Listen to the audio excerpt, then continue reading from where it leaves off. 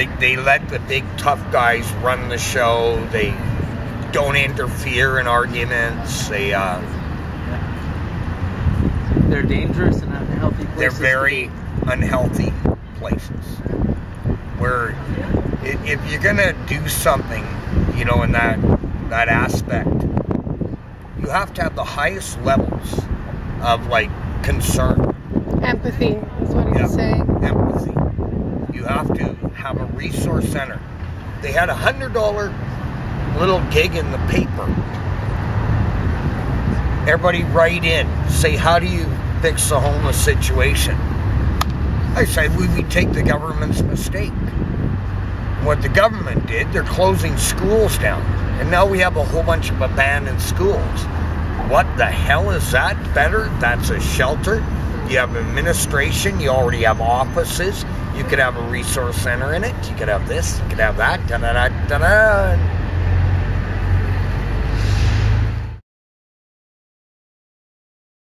So, Justin, who are you? Who am I? Yeah. My name's Justin Van Westen. I am a 39-year-old first-year student at UBC.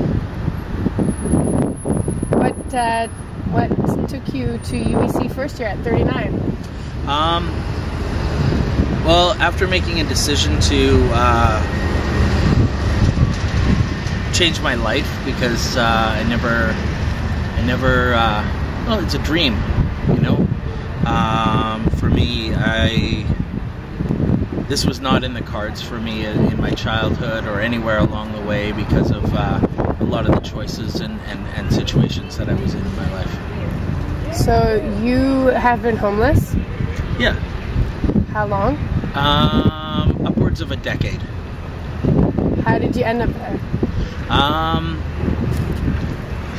Probably started, my first bit of homelessness was when I was 15 years old, and I grew up in a pretty dysfunctional family, and alcoholism and addiction were part of that family, along with a lot of instability. And so I left home when I was 15, and I lived in a van for a while, and tried to put myself through school, but it didn't work.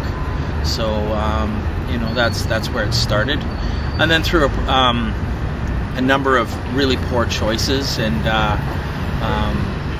addiction becoming part of my story as well, homelessness took more effects. And so it was over the next 20 years that I was in and out of homelessness. When you say addiction, what do you mean? What do I mean by addiction?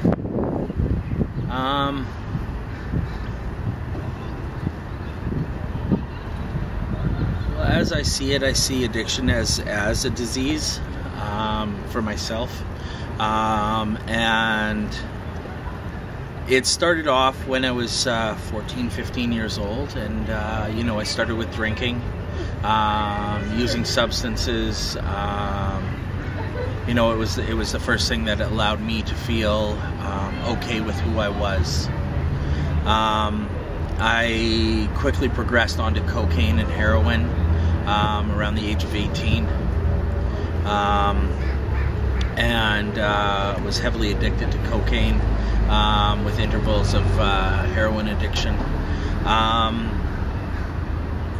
Somewhere around 21, I tried crystal meth for the first time, and within a few years I was using pretty much only crystal meth, and I used that for about 12 years straight, daily. Using crystal meth, do you think that kept you on the streets? Definitely kept me on the streets. You know, I was unable to have any form of a functioning life. I was unable to hold down a job anymore. All my money went to drugs. You know, we robbed grocery stores so we could eat. The money that you're talking that you had, was it welfare? No, I wasn't on welfare. A lot of the money that I was trying to get was through crime, selling drugs, anything and anything that I could do to get money.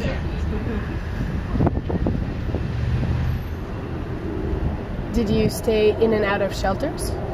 I didn't do a lot of shelters. I didn't really know that shelters were available.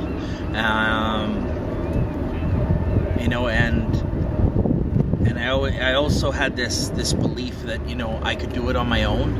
It would get better. I had this lie that went on in my life, and it was that, you know what, things weren't that bad, and you know, if I could just get enough money together to get a place, it would be all okay. But it never came about. You know, some of the places that I came to that were, you know, I didn't necessarily have houses, but I was in and out of hotels, SROs, and you know, it was a struggle to keep a roof over my head at points in time. Was this within the downtown east side? Downtown east side, downtown Vancouver. Yeah, definitely. Did you have any kind of socials around it? I didn't really have a social network at all. Anything that would be called social capital had completely collapsed through my addiction. You know, the only thing that I had that was important to me was the use of drugs. You know, until the last 4 years of my addiction, where I got together with my partner, that was the only social connections that I had anymore. How did you meet her? Yeah, I met her through addiction. Yeah. And she was in the same state as you?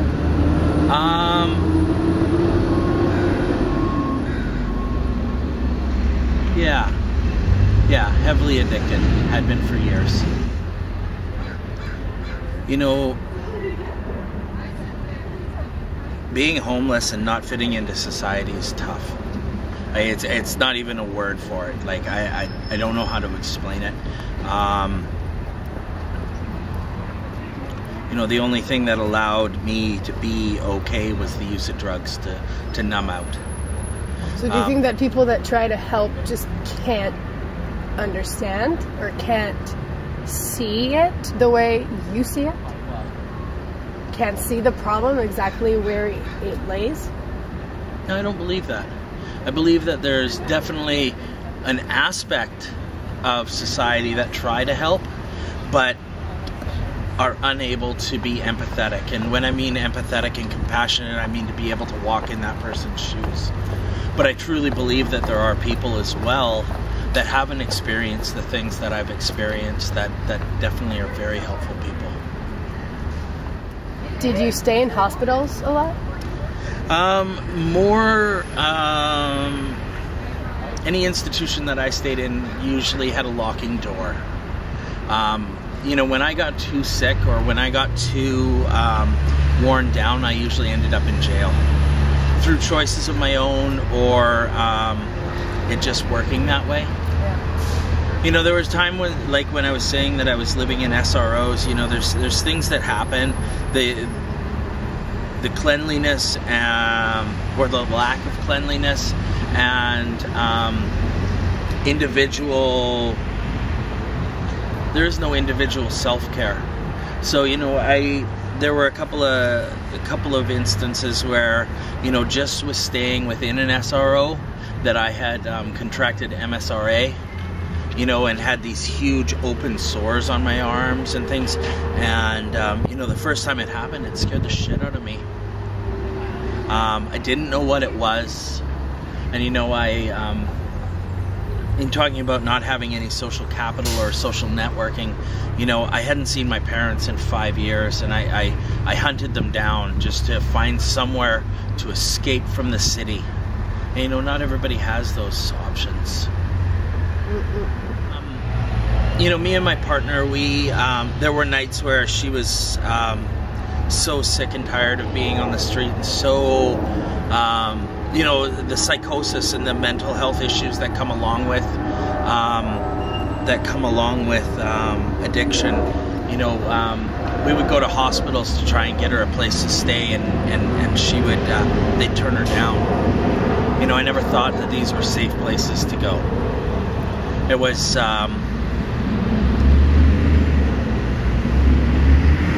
for a large part of the society, they don't understand, and they are unable to, you know, there seems to be a lack of compassion. Do you think that comes with what I call the wealth guilt?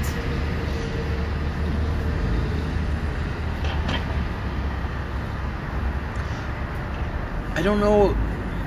I think it comes, and if I understand what you're talking about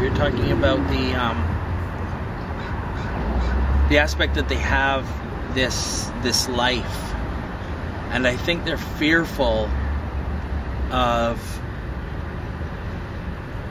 connecting to this life. And this life is like the life that I lived prior to cleaning up.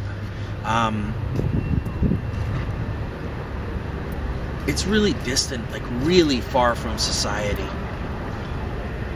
You know, and it's understandable that it's hard for people that don't exist in that to connect to it.